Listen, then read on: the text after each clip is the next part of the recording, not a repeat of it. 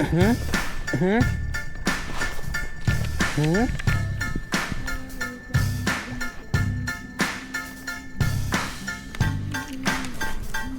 หือดูทุกคน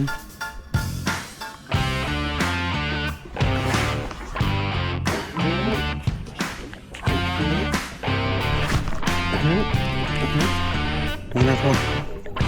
แต้มใหญ่ประมาณนี้3-4 ขีด3 ขีดเอ้าจังไหนครับถือประมาณนี่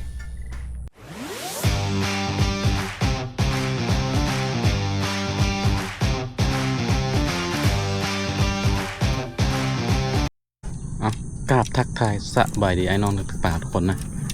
วันนี้ก็มาพบกับน้ำใหม่อีกแล้วนี่ออกมา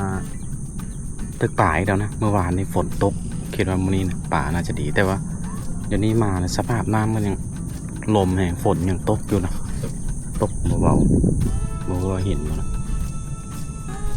แต่ก็สิมาตีบ้างแต่ว่ามีนักตึกป่ามาตีก็เอาแต่ว่าเป็นอย่างเนาะเอามาตามหลังกับเจ้าอีกแล้วนะเราเป็นยังป่าไผ่ป่ามันคือยังว่าเนี่ยเดี๋ยวเอาไปเบิ่งกันนะว่าสิมีผลงานบ่เนาะนี่เช็ดดูก่อนนะครับคันวีแวดนะกับลอกอาบูคือเก่าเนาะเอาไปเบิ่งกันไปลุ้นไปชมกันมาสิได้จากแต้มบ่เนาะไป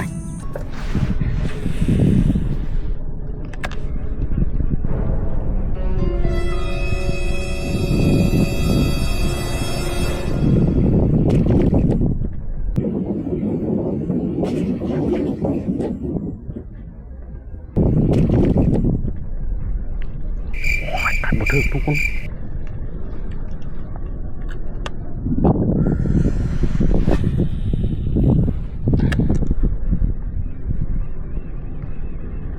มันเห็นเขาแล้วที่บอก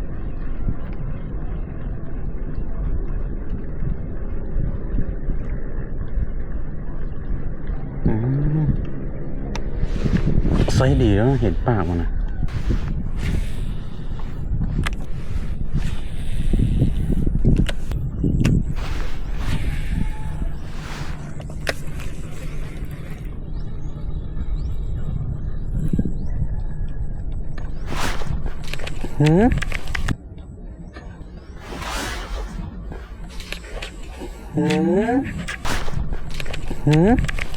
อยู่บ่อยู่เสยทุกคนห้าวบ่ปานน้อยห้าวบ่โครงการปลาเค็มนะครับเมื่อวานกันยังดูมูนะนี่ตัวน้อยนะทุกคนปลาเกลืออู้เข้าตาเลยต้องได้เก็บนะนี่เห็นปะ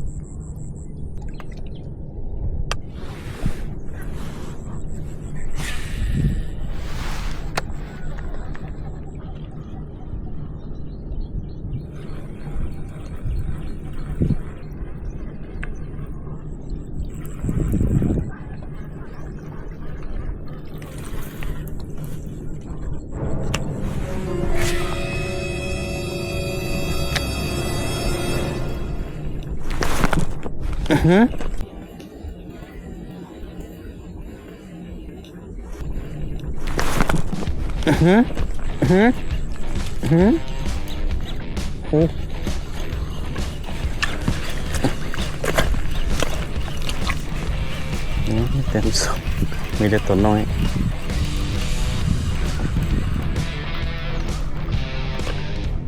ตัวนี้ใครแน่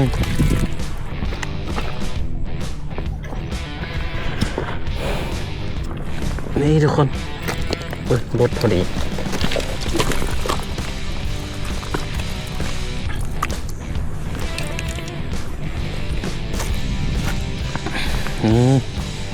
แต้มที่2นะใส่ประมาณขีดก้อนตัวนี้เดี๋ยวเก็บก่อนพอดีปุ๊บมาต่อละคน2 แต้มแล้วนะแต่ว่ามีตัวน้อยนี่นะ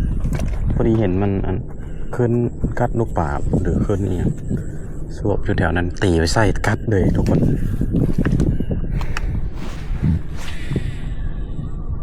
เห็นมันขึ้นจิ๊บนะ น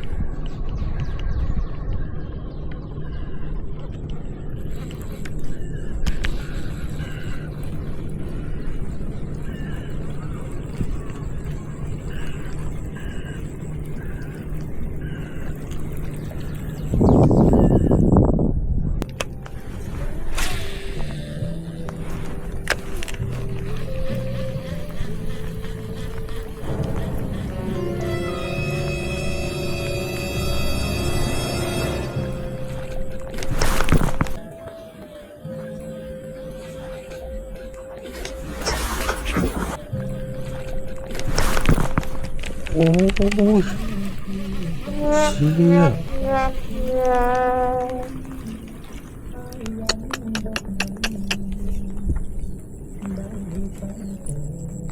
กัดกระซากทุกคน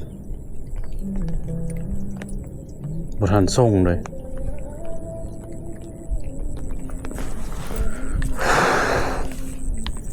ใส่ดีเลย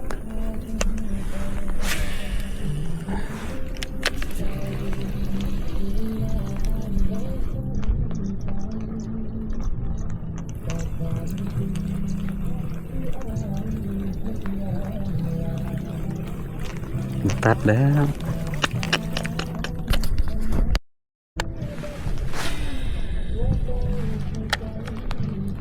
มันกัดกระช่างส่งสายบ่ทัน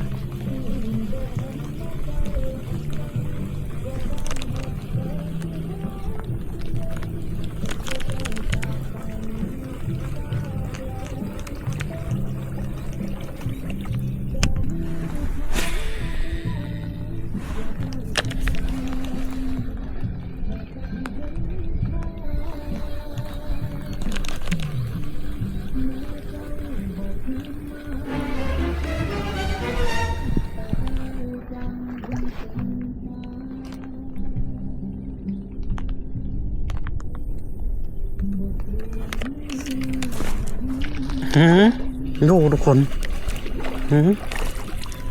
เอาไซส์ก็บ่ได้น้อยนะนี่ง่ายก็มู่เลยนี่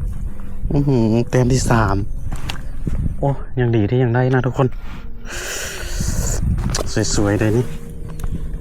สูสีกับตัวที่2นี่ปลาเกลือทุกคนฝนตกนะเดี๋ยวนี้นะกองอาจจะเถิงน้ำหน่อยจังหน่อยเดี๋ยวเก็บปลาก่อนนะทุกคน3 แต้มแล้วนะตีไปตีมากัดเสยเนาะวัดแต้มใหญ่วัดกัดวัดประโยชน์ซะเริ่มกัดปลาน้อย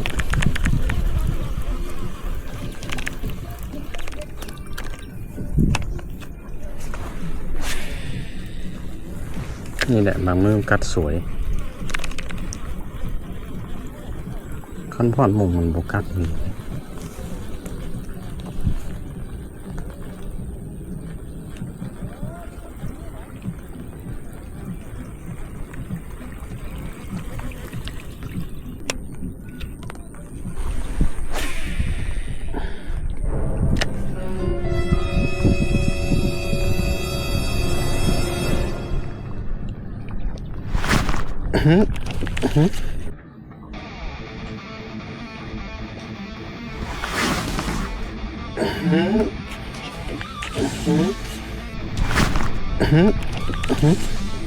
โอ้คลองยาละ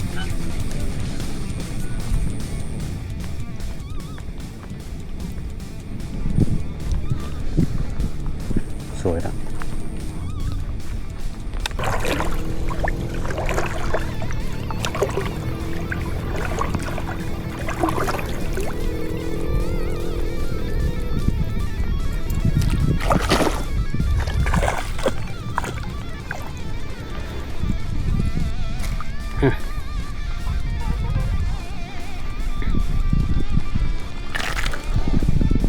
นี่แต้มใหญ่กว่าหมูทุกคนตัวเฮ็ดจังไหนวะต้องเอาขึ้นเก็บก่อนนะนี่นะทุกคนแต้มใหญ่กว่าหมูนี่3-4 ขีดนะ3 ขีด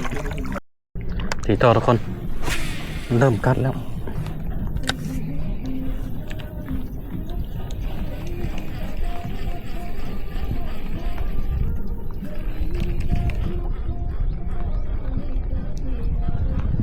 บ้อนมงมันกัดนี่เอาทุกคนแบตสิเบิร์ดแล้วนะ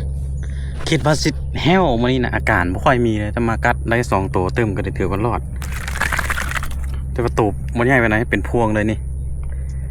อันตัวใหญ่กับตัวสุดท้ายนี่ประมาณ3 ขีดนะโอ้นี่เข้าเต็มเลยโอ้ยมันจะเห็นเลือดอาบเลยนะเดี๋ยวเสร็จกองก่อนฝนตกทุกคนนี่เนาะถือว่ารอดไปได้นะคิดว่าบ่รอดมื้อนี้นะลมแบบ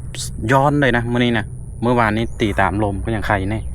มื้อนี้นี่ตีย้อนสวนลมเลยเอ้าจังไหนกับถือประมาณนี่ขอบใจทุกคนที่เข้ามาติดตามรับชมนะสำหรับคลิปนี้ขอตัวลาไปก่อนบ๊ายบายพบกันใหม่วิดีโอหนะ